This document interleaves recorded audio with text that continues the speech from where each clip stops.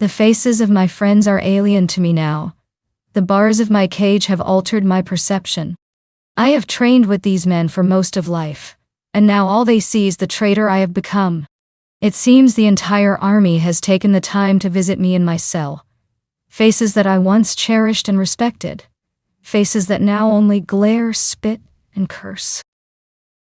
The uniform that I earned through hardship and training was stripped from me while I was unconscious, replaced with a tattered prison garb. A public spectacle, no doubt, but I will not show my shame.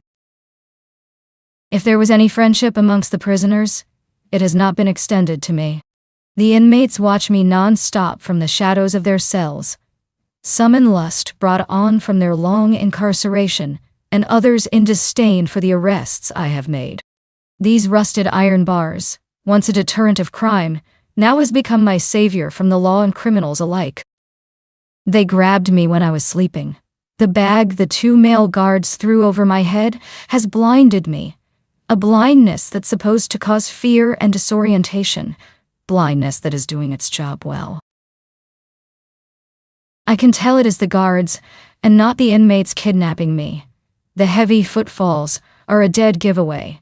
No prisoner in this place would be so well nourished. I can also tell they are both male. The groping I have to endure when I stumble is too well placed and long held to be an accident. I know I am walking to my execution. Each step I take, I become closer to my own death. In my mind, I am walking tall and resolute, but my body has turned coward. My heart is pumping faster and stronger than I have ever experienced, trying to fit a lifetime of beats into a single moment, or perhaps trying to break free from a body it knows to be doomed. My legs have also started to betray me, unable to support my weight, turning more into rubber with each passing moment. If I had one wish, it would be these guards had executed me in my sleep, a peaceful death for a person that has accepted their guilt. Although such a wish could never be fulfilled, condemned traitors are examples for others, and it is the job of these guards to escort me, or risk sharing my fate. If it wasn't for the heavy breathing, I could easily imagine my escorts as stone, silent, emotionless, and forceful in their duty. I almost envy their short-sighted devotion. If I had shared that trait, I wouldn't be in this situation. In a short time, my eyes have grown dependent on the protection the hood had provided. Once removed, the light campaigned a vicious attack on my senses. Memory aided my adjusting sight in determining my surroundings. This was the throne room. I have been in this room many times since I joined the academy, but never has the beauty of the throne room inspired me in such a way. A botanical garden growing and thriving lined either side of the walls, filled with a mixture of flowers that couldn't possibly exist in nature, but coexisted so well that it is like the gods had originally designed it that way.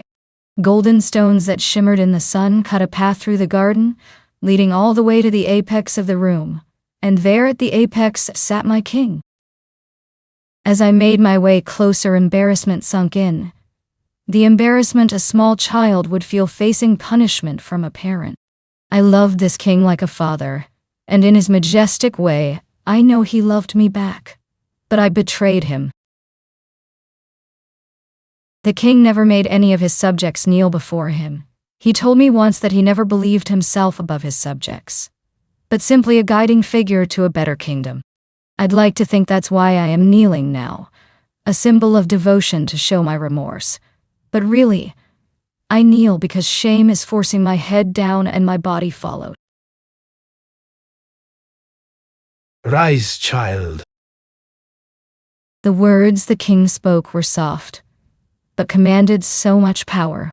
Courage has returned to my legs, but not my voice. All I could do once risen was stare into the king's kindly face, masked in so much concern. Sarah, you stand accused of seduction and murder of a superior officer. This will be your trial to determine guilt or innocence.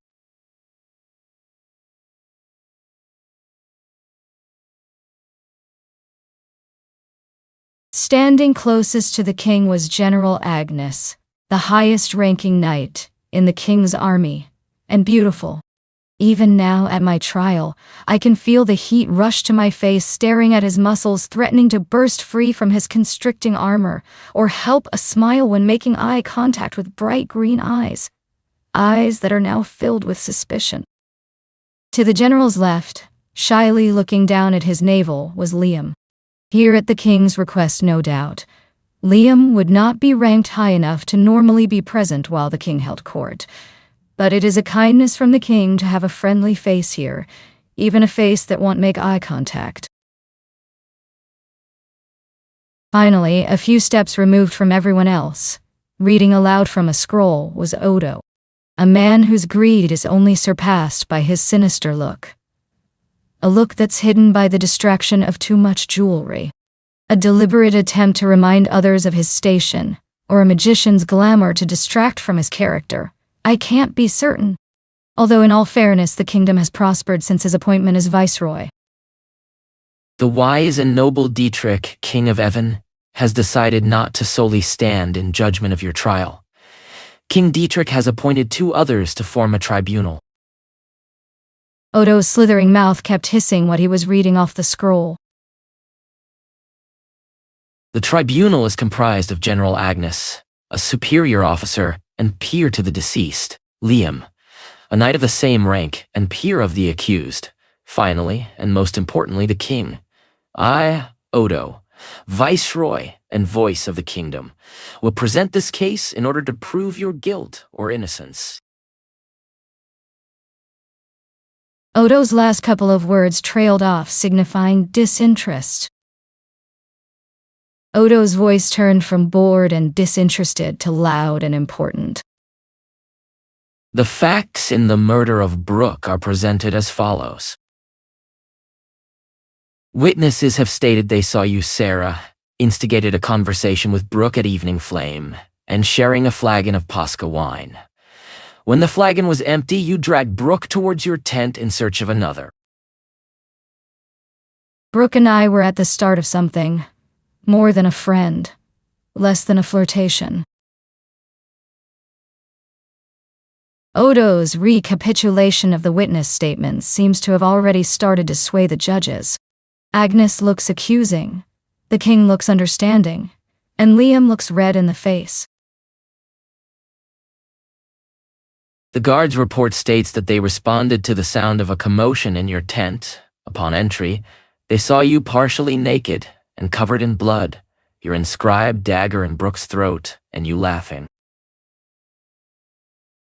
I have only one regret from that night. My knight's dagger was soiled by Brooke's blood. Nobile Dietrich, knights of the kingdom, these facts are not in dispute. Sarah lured Brooke into her tent, seduced him, and when his guard was down, she murdered him.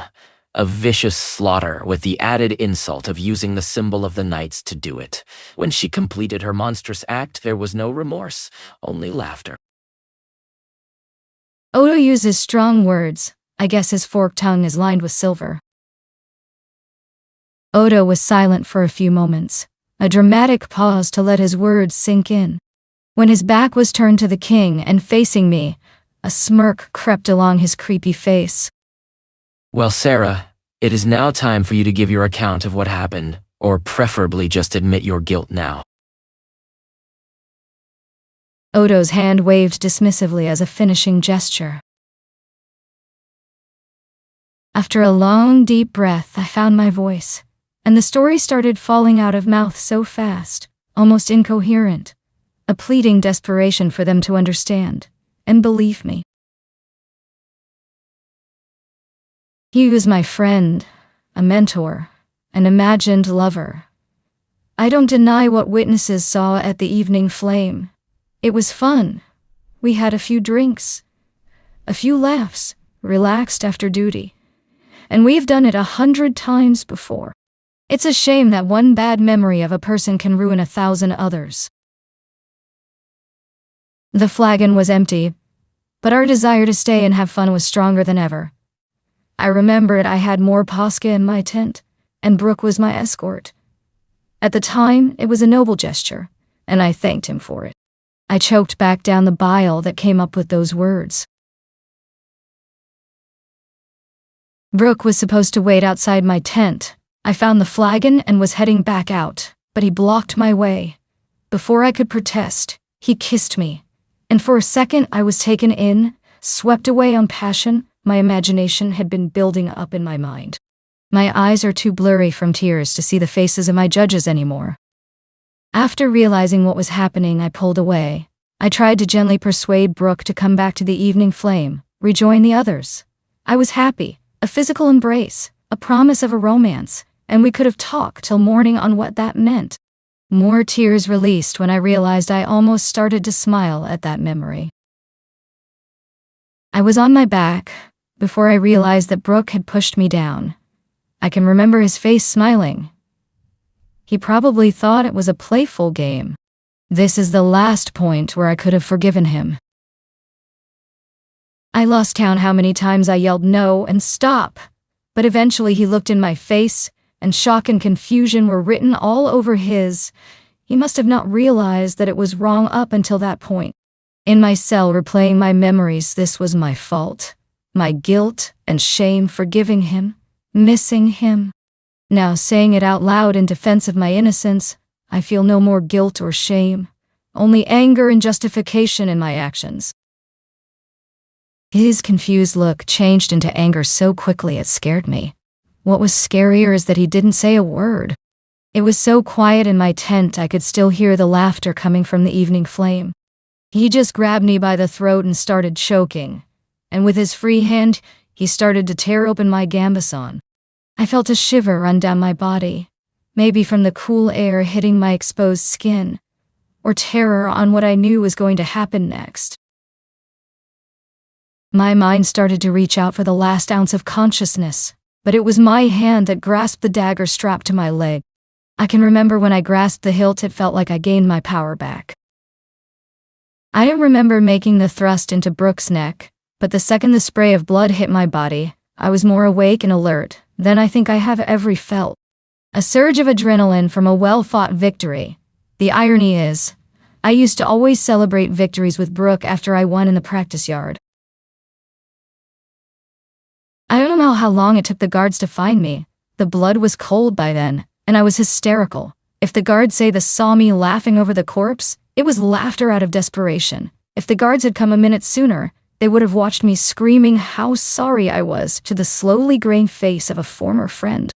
His eyes were still open. I should have closed his eyes. After I finished speaking, no one dared to say a word. The slow, rhythmic sound of my breathing is the only thing I could hear.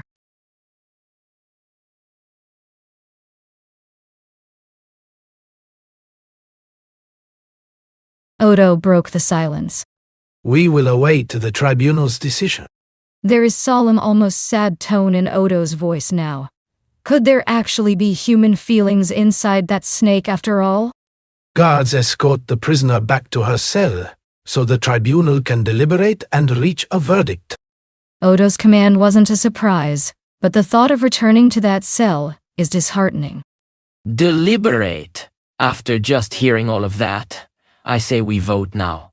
Oh, of course, with your permission, Your Majesty. That's the boy I grew up with. Liam is always letting his emotions get the best of him, and I couldn't have appreciated him more for it. The king slowly turned his head towards Liam and gave him a huge smile, a smile that remained in his eyes, even after he returned his lips to being pursed. Agreed, we'll vote now. Without being prompted to do so, Liam just blurts out his decision. Not guilty, of course. This was clearly a matter of self-defense. Liam's head kept swiveling around the room with a quizzical look on his face, checking to see if anyone could have possibly come to any other decision. Agnes' stare was intense, almost as if he was trying to see past me to the truth my body was blocking. It was the stare of a general who was surveying the battlefield, trying to think of every possible outcome before committing his troops. When Agnes finally spoke, his voice had the resolve of someone confident in their decision. I started my training with Brooke. We have protected each other in battle. I considered him a friend, and I am in mourning of his loss. I knew him as a good and honorable man, But I have known many good and honorable men turn villain when they are clouded with wine, which makes me think you may be telling the truth. Having said that, we are not here to determine the guilt or innocence of Brooke. Whichever crime Brooke may have been guilty of, his execution has taken place, and his trial awaits him from the gods. A knight may earn his valor in war, pledge to protect the innocent, but they still think in black and white like a soldier. I was appointed to this tribunal to determine your guilt, a guilt that you have admitted to. I cannot take into account any motive you may have had for the murder. The fact remains you killed the man, and now our army is weaker for it. I, Agnes General, and member of this tribunal, vote you guilty. The king looks smaller, defeated, crushed by the weight of his decision. The king's kind face has a sadness to it, a sadness I have rarely seen. Restraint is the only thing keeping me from hugging the man, but a trial is no place for hugs, especially not from the person causing the sadness. I am not sure what I should be expecting as a judgment. Would our almost family-like affection for one another buy me reprieve? Was it there to begin with? Or did I just project it onto him like a child looking for a segregate father? Maybe I am no different than any other subject, and this was the kindness he showed to everyone. King Dietrich, ruler of the kingdom, took a long time to answer. If he was weighing his decision, or trying to work up the courage to vote, his kind, sad face gave no answer. When the king finally did vote, the word came sandwiched between two deep breaths. Guilty. Nothing more was said from the king. Nothing more was needed to be said. A king doesn't need to explain his reasons. Odo didn't waste a second. The punishment for murdering a senior officer is death. Take her head. The guards behind me pulled their swords so fast it was hard to believe. I am not sure if they meant to behead me on the spot, or if they just intended on having naked steel in hand, in case I attempted escape. The answer came quick enough. A sharp edge found the small of my back, prodding me out of the throne room. I was halfway out of the room when the king's voice reverberated so loud, it would hard to imagine him doing that at half his age. Wait! The guards didn't need to do any prodding back towards the king. I was almost running. When I got as close as I dared, I stood silent. The king inspected me, his eyes taking up every inch of my appearance. My malnourished body caused by incarceration, the rotted prison garb, my dirty blonde hair being clumped together, my hopeful blue eyes making contact with his. The king looked at it all and said, The execution is commuted. Odo started to protest, and Liam was already making sounds of excitement. Dietrich yelled in frustration. I said the execution was commuted, not that you are innocent. Your sentence will be changed because I still have need of you.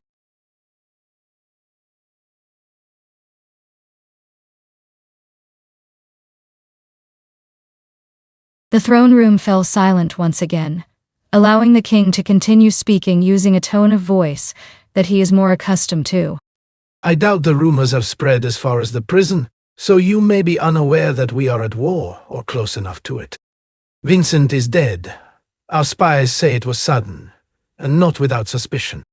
If Dietrich had any compassion for his rival king, he showed no evidence of it when reciting events. His son Murdoch has succeeded him on the Windhow throne. A clever boy, but he has always shown more ambition than kindness.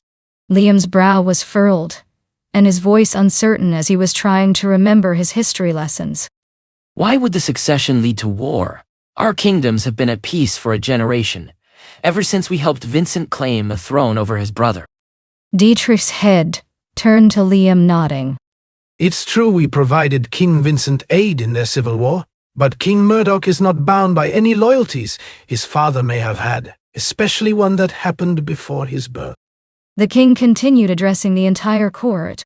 The information we have gathered is King Murdoch has ordered a conscription throughout his kingdom. Majority of his conscripted forces coming from the mines and what farmlands he has. Once the draft is finished, the troops will be trained, provisioned, and then dispatched to assemble on our side of the river. No mere farmer could be any match for the combined knight army of Evan. I can assure you of that, Your Highness. Agnes spoke with such confidence. It is hard to tell if it is valor or hubris. Odo couldn't hide his snort. 1,000 knights versus tens of thousands of soldiers. No matter how well your knights are trained, Agnes, they will be drowned in a flood of peasants. We must make terms with King Murdoch, pay taxes if we must. Taxes! It's my daughter he wants. King Dietrich's voice became a booming echo once again, cutting Agnes off before he could retort. The spy we have in Murdoch's war council has informed me that he wants to conquer us to join the kingdoms. He will marry my daughter by force to ensure the blood right.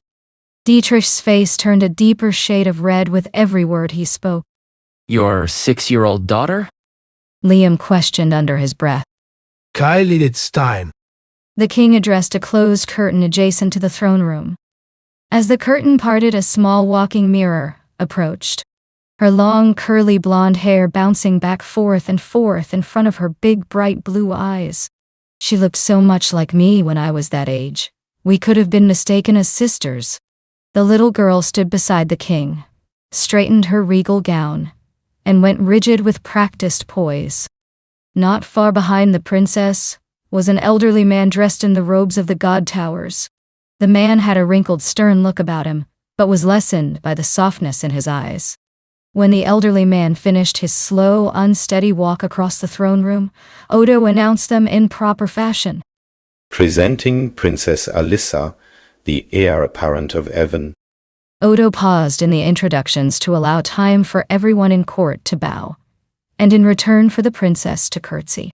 It has always been custom for the women of the knights to bow. Even if it wasn't, my chains would have prevented a curtsy. King Dietrich remarried late in his life, a royal custom the king was required to honor. The new Queen Lisa of Evan was young, but beautiful. Lisa had been the daughter of the former viceroy, a political move on the viceroy's part to ensure he could continue in the office, I was told. When Lisa died in childbirth, the viceroy retired, and soon after passed away in his grief. When the traditions were satisfied, Odo continued. In escort of the princess is Kyle, a wisdom, a tutor to the princess and advisor to the king. No acknowledgement is required for Kyle. Wisdoms hold no position in court. General Agnes, I have every confidence in your knights to be victorious against any threat. But where my daughter is concerned, I must take extra precautions. King Dietrich waited for Agnes to nod in acceptance before continuing. No, Anite. I met the king's gaze for a long while before he spoke again. Sarah, your life is forfeit, but I need one last favor of this walking corpse standing in front of me. I will give you this choice. You can either be executed for your crimes, or you can be exiled with a chance to earn back your life. The king's words were harsh and unexpected. My response was fast, lacked hesitation, and without surprise to anyone in the room. I will accept exile if there is slightest of chances that I can one day earn back my honor and a place in the knights. Odo wasted no time in signaling to the guards. Leave us.